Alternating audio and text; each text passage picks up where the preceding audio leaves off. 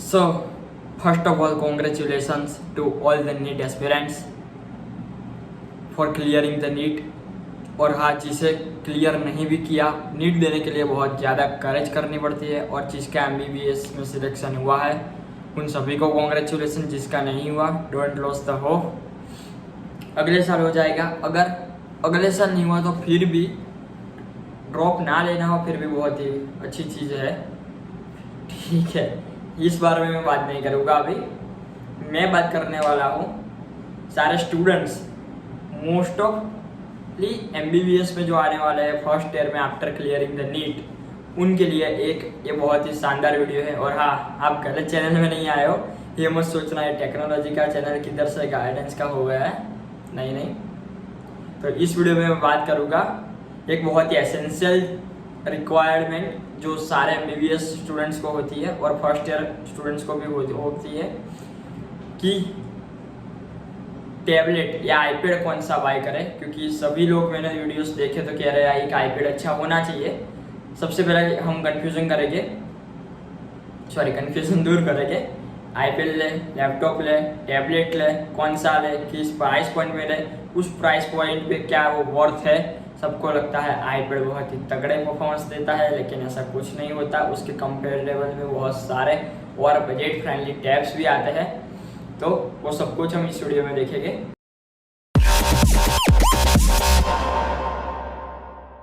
तो hey guys, welcome back to किस मुगली। नहीं, आज मैं बोलूँगा hey medicos, welcome back to किस मुगली।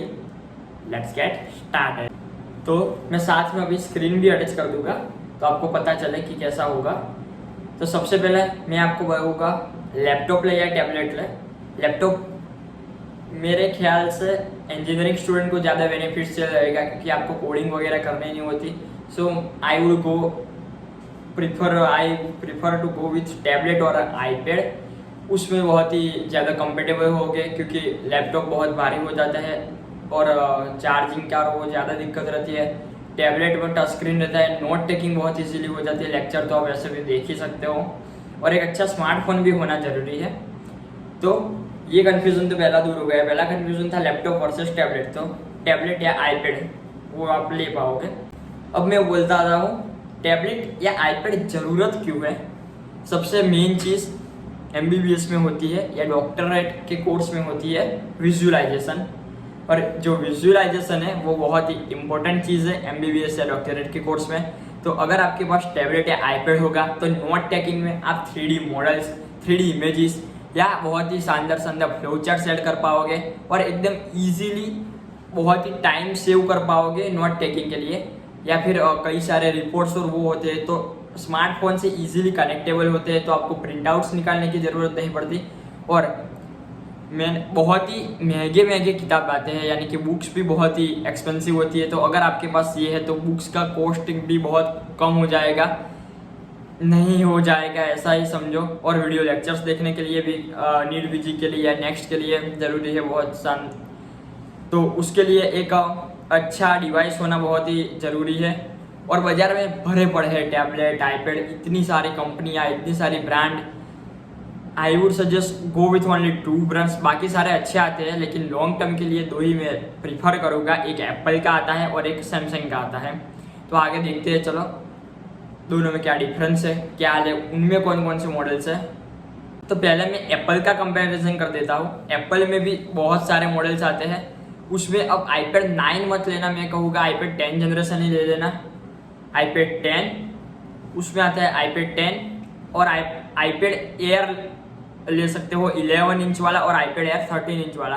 मेक श्योर करो 10.9 यानी कि 11 इंच के अराउंड हो ही, वरना स्क्रीन छोटी हो तो फिर मतलब क्या हो, तो फिर स्मार्टफोन जितना 7-8 इंच के तो अब स्मार्टफोन आ रहे हैं, तो वो मेक श्योर करना।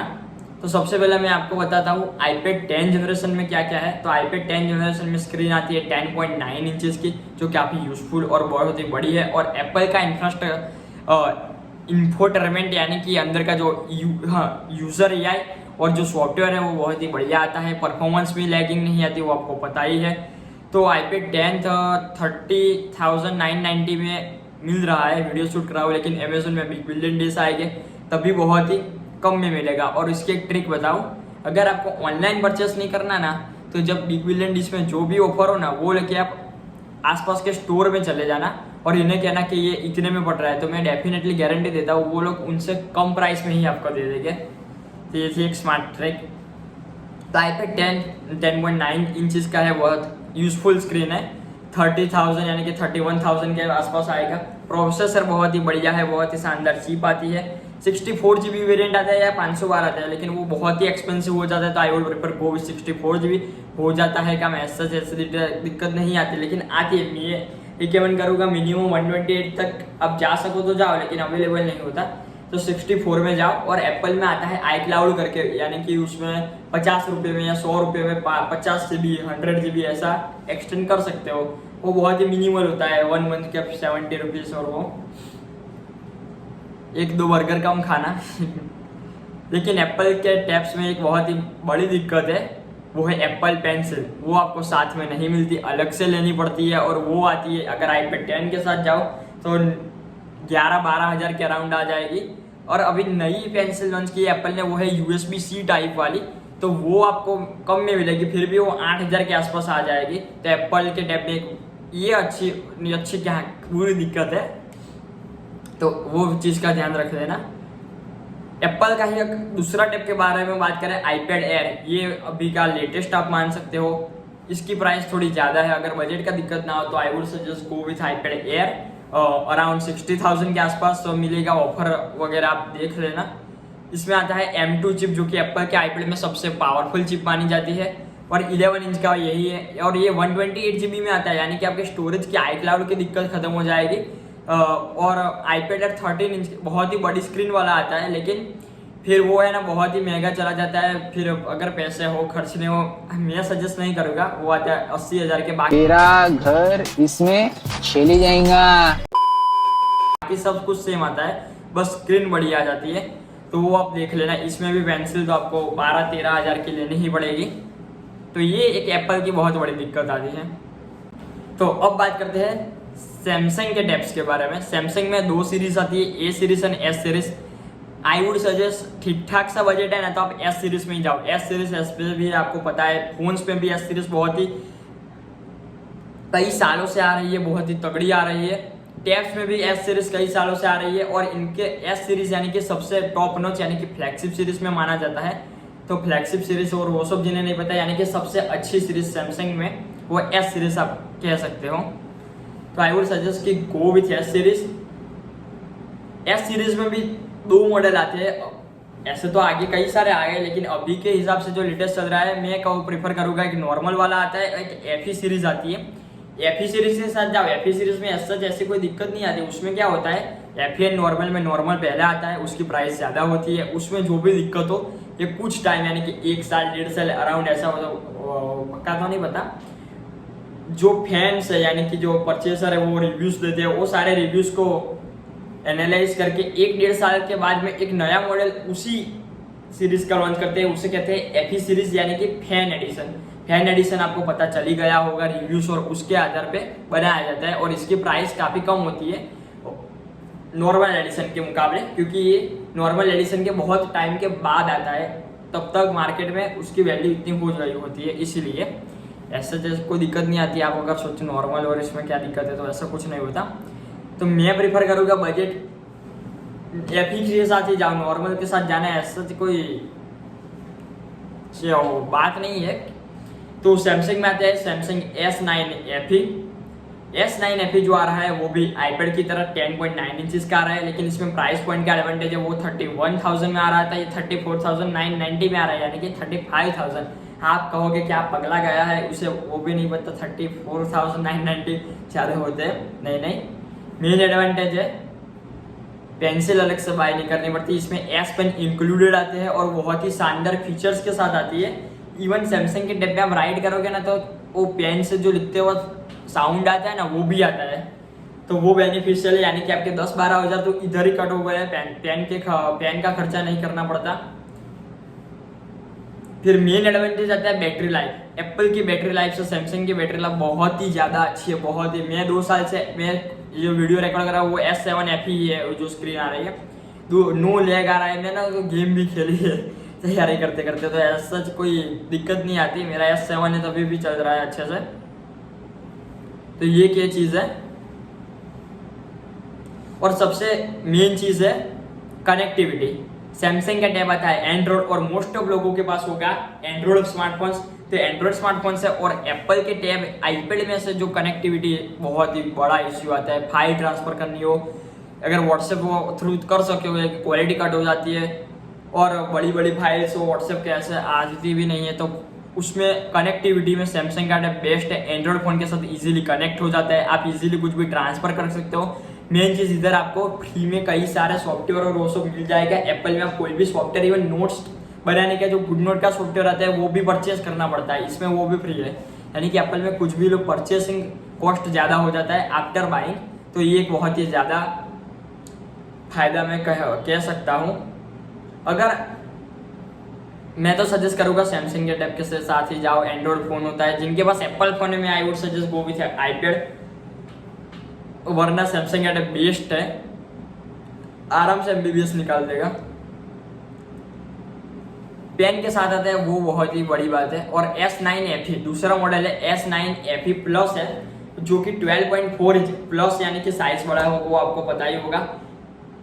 सारे फीचर सेम ही S9 FE की, बस साइज का चेंज है। लेकिन हाँ, बैटरी लाइफ बहुत ही ज़्यादा है S9 FE की 10 आवर की, और इसकी है 18 आवर की, यानी कि 18 आवर है आप पूरा 2 दिन, यानी 18 आवर स्क्रीन टाइम की बात कर रहा हूँ, यानी कि बहुत ही ज़्यादा और लंबी चलेगी। तो सैमसंग का ये बहुत ही शानदार चीज़ रहती है। मैंने 4 टैब्स आपको दिखाए, iPad 10 generation, iPad air, Samsung S9 FE and S9 FE plus. अब इसमें से कंक्लूजन क्या है, तो इसमें 2 टाइप के स्टूडेंट्स आएंगे। एक तो बजट में का इश्यू होगा, मोस्ट ऑफ के पास वो एक इश्यू रहेगा, और कनेक्टिविटी का भी इश्यू रह सकता है। तो आई वुड सजेस्ट सैमसंग के साथ जाओ, ग्रेट परफॉर्मेंस के साथ आता है। स्टोरेज ऑप्शन सबसे ज़्यादा, अगर सैमसंग की कोई चीज़ 1 GB की है तो वो एप्पल में 1.5 या 2 GB की हो जाती है, यानी कि स्टोरेज का अलग से मसला हो जाएगा, iCloud की दिक्कत। फिर बेस्ट बैटरी बैकअप, सैमसंग में बहुत शानदार बैटरी मिलती है, easy connectivity with Android, and main यार सबसे अच्छा कि पेन का आपको खर्चा नहीं करना पड़ता, तो उधर 10-12 हज़ार बचा सकते हो आप, जिससे आप और भी चीज़ें आप खरीद पाओगे।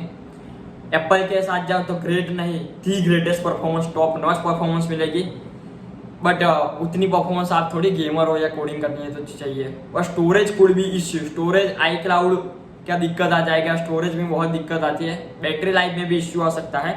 कनेक्टिविटी एप्पल के साथ बहुत ही ज़्यादा ईजी, सबसे ईजी कनेक्टिविटी अगर एप्पल का फ़ोन है, और कभी भी आप यूज़ करोगे 5 साल 10 बार, लेकिन लैग कभी नहीं मिलेगा। सैमसंग के टैब में 4-5 साल बाद लैग थोड़ा बहुत तो मिलेगा।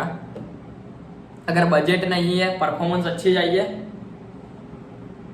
तो सैमसंग के टैब के साथ जाओ, बजट का कोई दिक्कत नहीं है, टॉप नॉच परफॉर्मेंस चाहिए, ऑलरेडी एप्पल यूज़ कर रहे हो तो एप्पल के साथ जाओ, वरना सैमसंग बेस्ट ही है और एप्पल भी बेस्ट है, ऐसा दिक्कत नहीं है। लेकिन पेन की एक दिक्कत आ सकेगी, पेंसिल की, क्यों एक्स्ट्रा पे करना वो आप चेक कर लेना। तो कंक्लूजन यही था। अगर वीडियो पसंद आई है तो वीडियो को लाइक करें, चैनल को शेयर करें, सब्सक्राइब करें, सभी जो टैबलेट लेना चाहते हैं उनके साथ शेयर करें, सारे मेडिकोस को शेयर कर दें। 25 लाख नहीं डेस्परेंट है यार, 25 लाख से 2.5 लाख भी तो आने चाहिए अगर 10% जा रहे 1% भी आप कर लो, फिर भी 25,000 तो आना चाहिए। तो शेयर कर देना, बेल आइकन प्रेस कर देना आगे फ्यूचर में और सारे टेक अपडेट्स के लिए। टिल देन साइनिंग ऑफ, किस मुगली।